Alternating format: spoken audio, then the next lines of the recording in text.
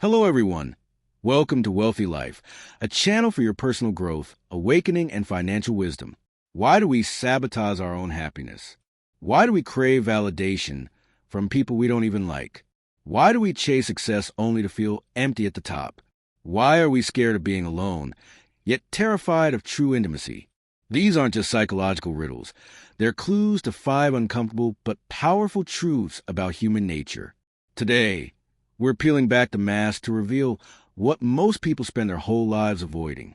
Each of these truths is backed by science, history, literature, or even cinema, and we're going to uncover not just why they happen, but how you can rise above them.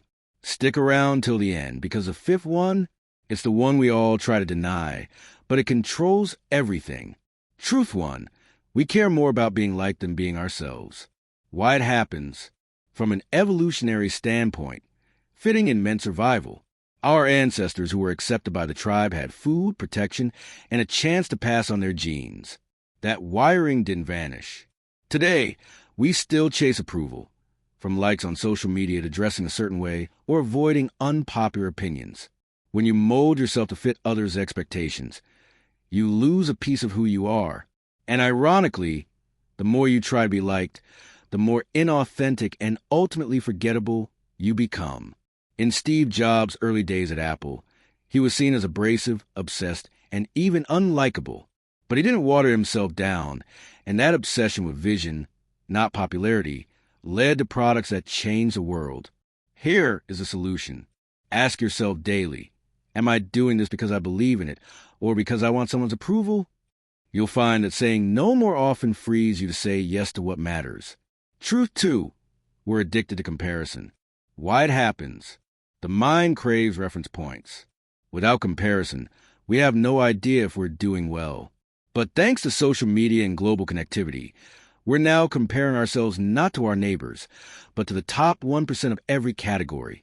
The richest, fittest, happiest, smartest. Have you ever heard the famous quote by Theodore Roosevelt? Comparison is the thief of joy. Remember the movie, The Social Network? Even as Mark Zuckerberg was building Facebook and becoming a billionaire, his decisions were driven by comparing himself to people who rejected or underestimated him. No matter how much you achieve, if you're wired to compare, you'll never feel enough. Here is a solution. Measure backward, not forward.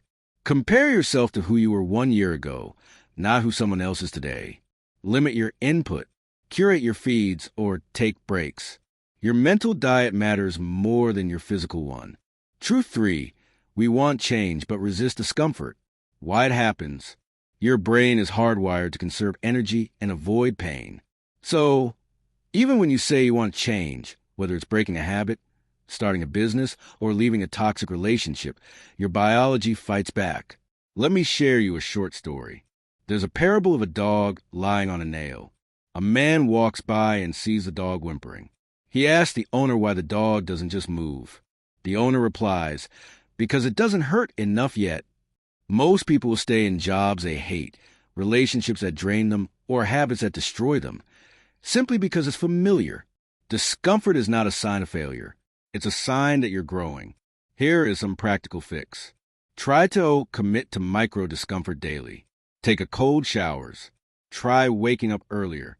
The more you train your brain to lean in, the less resistance you'll feel.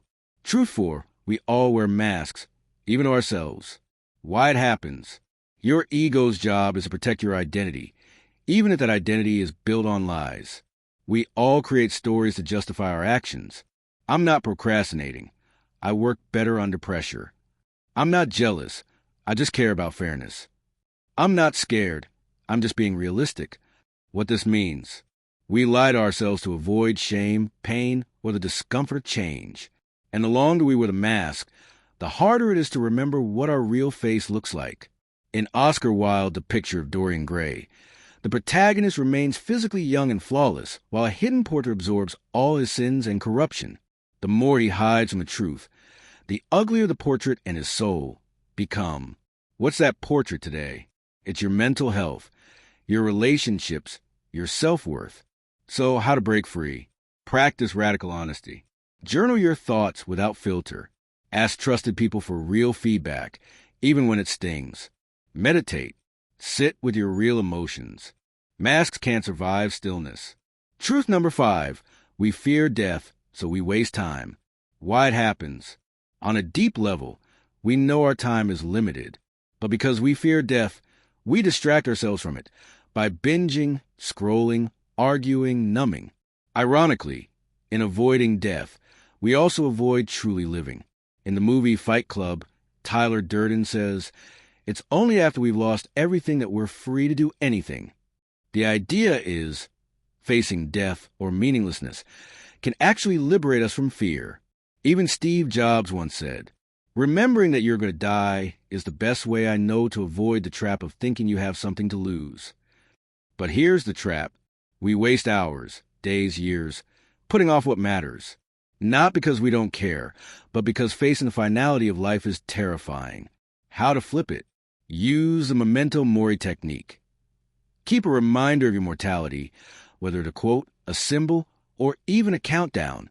Ask, if I only had 6 months to live, what would I stop doing today?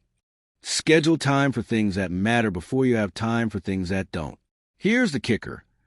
Once you know these truths, you can't unknow them. You'll start to catch yourself doing the very things we just exposed. Biting your tongue to avoid disapproval. Scrolling through someone else's highlight reel while feeling like you're falling behind. Telling yourself a lie that keeps you safe, but stuck. But that